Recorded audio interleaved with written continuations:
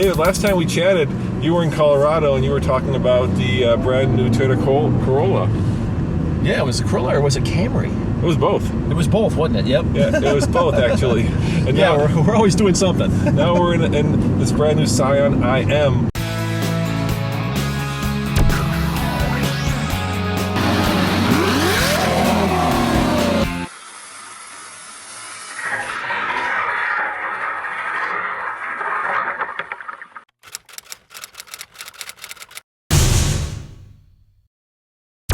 Yeah, it's got some roots in TC. It also has some loose affiliation with our current Corolla product on the Toyota lineup in that it uses the same drive line. So you've got kind of some crossover between the two vehicles there. That all kind of a mashup. It is kind of, right. You've got Corolla's driveline and TC's platform.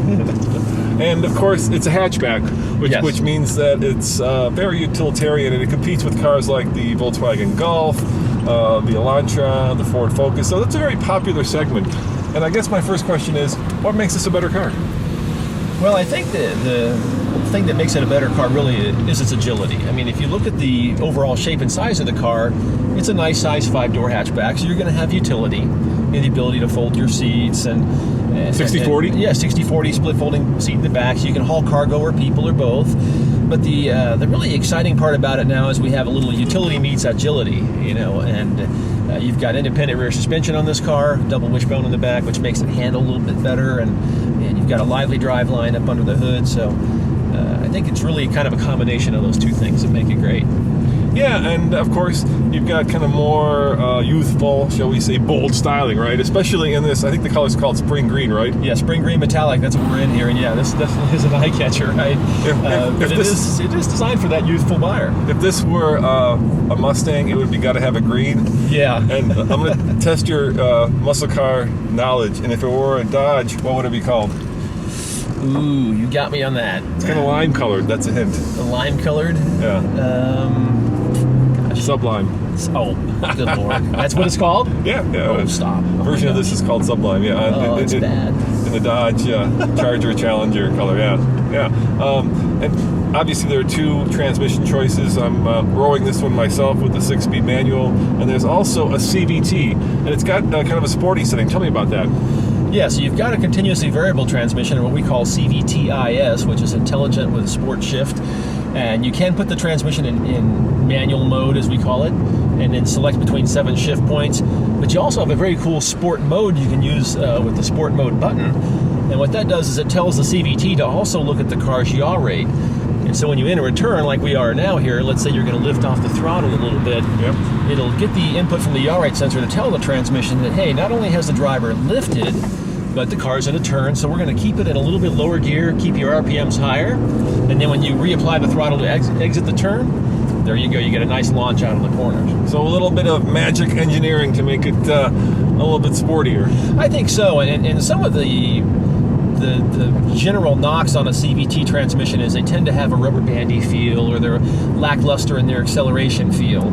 And so to give it some shift points like we have, and then also add that sport mode capability for the yaw rate sensor detection, really puts some liveliness into the transmission for the younger buyer too, that wants a little bit more excitement maybe. Hey, how about the older buyer who wants the same thing? That's right. There we go, I'm floored now. I'm still floored. No, I see it has a little rev cutoff. You got a rev limiter. Got to keep you under control, but this 1.8 liter does like to rev. It's an engine that does like to spool up and performs very well at higher RPMs for us. I'm not a big fan, if I'm being honest, of CVTs. So I'm going to take your word on it because I'm driving the one that I like to drive, which is the manual transmission. So I'm really happy that you offer a manual. And what's really cool about this car is you've got that kind of interesting Scion way of buying it. So you can actually buy it online, right? Yes. You could do most of the entire purchase online from like an iPad, and it doesn't necessarily need or involve a visit to the dealership.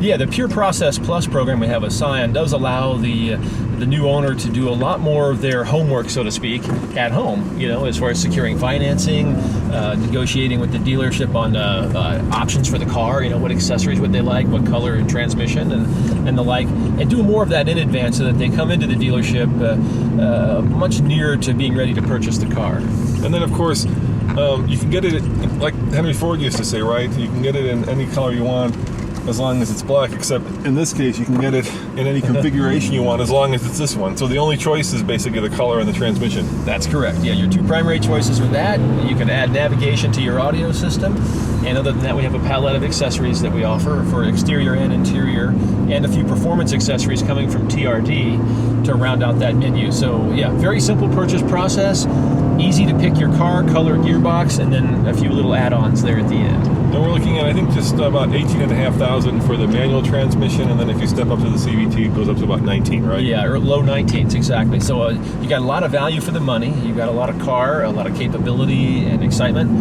and yeah, it's not going to break the bank. This feels like a car that somebody who might be purchasing their first car would be looking at. So, or it also feels like a car for somebody who's maybe ready to retire and they're looking for something that's going to be reliable and something. It kind of bookends both of those demographics. Yeah, I think there's a possibility of that too. We're aiming the vehicle, of course, at that younger buyer who, as you said, might be looking to buy their first car, and maybe already was considering a 2 or 3 year old used car or a 4-year-old used car, and now has an option here to spend similar cash and get a new car with a lot of great new technology and features. And what's your favorite? I'm going to give you a softball question. What do you like best about this car? My favorite thing about this car really is its agility. Yeah? Yeah, I think so. That and the utility. I'm a bicyclist, so I can put my bike in the back of this. I can fold those seats. I like that too. But the ability to do that in a car that also handles well definitely entices me as an older buyer who wants to escape. And let's be honest, we're driving the spring green metallic, which is probably the loudest color you can get in the range, right? If you're more of a traditionalist, you can get a blue. I think there's a Barcelona red, if I recall. Yeah, we've got a couple shades of blue. We've got the Blizzard Pearl metallic, and then a nice kind of a silvery metallic too, one of our silver colors. And yeah, this is definitely the loud color of the bunch. But I got to be honest, I think if I was going to pick this car up, I might go with this green. It's kind of growing on me. I like it. Dave, you're a rebel. I'm just a rebel. I'm just one of those out there kind of guys. But no, it does offer the consumers out there a lot of choice for color. And I would also, like you, have a manual transmission, I think, too, just for giggles. If you're gonna, the thing about, look, I said earlier I don't like CVTs, and I should explain that. And the reason I don't like CVTs is because manual, you're very engaged in the driving experience. Yes. An automatic, a little bit less so, and a CVT even less so. So I like driving. I like feeling the mechanics of the car. I like feeling those gears sliding into gear. I like hearing the engine. But let's face it, most people, when you're driving to work and you're late for work, these are not considerations that you care about. But as an automotive enthusiast and as a guy who's always loved cars, the more engaged I can be in the driving experience, the better I like it. But I can see why people would like the CVT, even though you only get 1 mile per gallon more combined MPG when you go with the CVT. So it's not like you're exactly, stepping up to a much better fuel economy number. No, it's close enough, right? Where really it is probably, I think, more about your choice, what you prefer. And right. 31 to 32. Yeah. And like you, I enjoy a transmission that lets me interact with the car a bit more too. But I think there's been a couple of CVTs out there that I've enjoyed testing, and the one in this car is one that I do have some fondness for. I think we've got a pretty good performance envelope for it. I think it does offer the driver some feeling, which is good, as I've been in some that are very, very soft feeling, and like you said, don't really make you feel so involved. And I think we've done a good job with sport mode and the manual capabilities on it to help make it exciting for the younger drivers too. But we'll have to drive that one when I get it back to Colorado. Yeah. We've been driving back and forth, so our photographer can shoot the car. I think he's out there long enough. Let's go pick him up. Thank you very much. You bet. I appreciate the chance to chat with you, and I appreciate the chance to come out here to lovely, lovely California and drive this brand new Scion, which is an interesting strategy, bringing out this one and, of course, the new IA, and hopefully we'll be reviewing that as well. Yeah, well, we thank you for coming out and taking the time, and enjoy our cars here while we're out here in California.